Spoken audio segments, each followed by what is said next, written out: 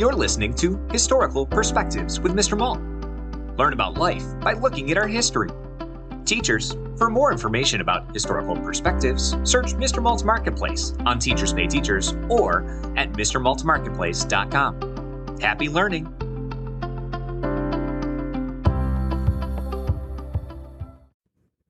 A trip of many lifetimes. Aquina sat up excitedly as soon as her bedroom door opened. Her mama laughed as she realized her daughter was wide awake at 6 a.m.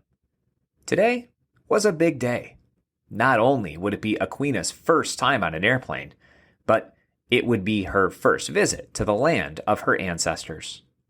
"I'll be ready in 10 minutes, Mama," Aquina said as she ran to the bathroom to brush her teeth.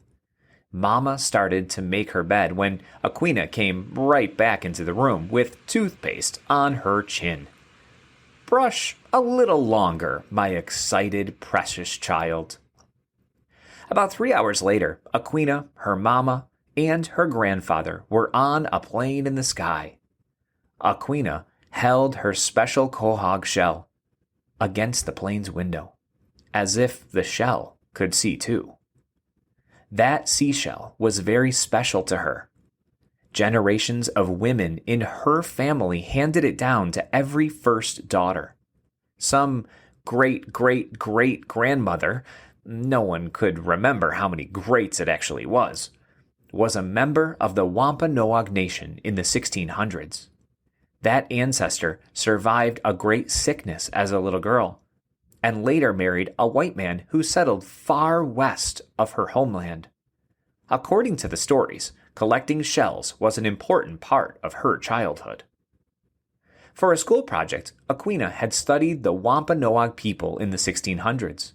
She learned about the special shells and how they made beautiful things out of them. "I want to go there," Aquina announced after she presented that project in school. "I want to walk on the land where my grandmother walked. I want to see the shells and the jewelry, and I want to know more about that part of me."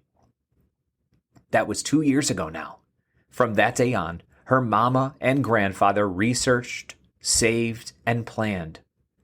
On April 1st, her 10th birthday, they wrapped her precious shell in beautiful paper and gave it to her. She laughed when she opened it and said, "Thank you," as she looked around for her real gift. Then they told her. On Martha's Vineyard, there is a native people reservation. That's where some of the remaining Wampanoag live. They work hard to keep their traditions going, and they let people visit to learn about them. Aquina started crying with happiness. She didn't think it would ever really happen. After the airplane trip and a ferry ride to the island, she fell asleep in spite of her excitement. The next morning, they ate a big, strange breakfast of corn, pumpkin, and beans. Then, a stranger in a beaded belt walked up to their table. "Welcome, Aquina," he said as he smiled. "Your name is part of our history, and this place, did you know that?" She didn't answer because she saw him notice her precious shell on the table near her fork. He reached for it and snatched it away like he was trying to steal it. The man took an earring out of his ear and placed it on the table. "Look how it matches. That shell is from here, it seems, doesn't it?" Aquina placed the shell next to the earring, and it matched perfectly. Her eyes widened. He continued, "What shall we do this morning, Aquina?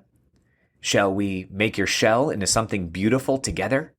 Or shall we go and find new shells in the ocean? I can teach you about wampum." She wanted to say that she already researched wampum, those beautiful beads made from shells. She wanted to say that no one would ever change her beautiful shell into something else. She wanted to say anything at all, but nothing came out of her mouth. Grandpa took her hand and quietly whispered, "This probably feels overwhelming, huh?" Aquina nodded. He continued, "Let's make this day into whatever you want, okay?" Aquina nodded again. They had never seen her so quiet. Finally, she asked the stranger, "Can you help us figure out exactly how many greats to get to the grandmother who lived here in the 1600s? The bearded stranger answered, "Absolutely. Let's start with her name. What was her name?" "Aquina," she answered at the same time as her mama and grandfather. She never felt more excited about that part of her story. Thanks for listening to this Historical Perspective. If you enjoyed this episode, be sure to subscribe.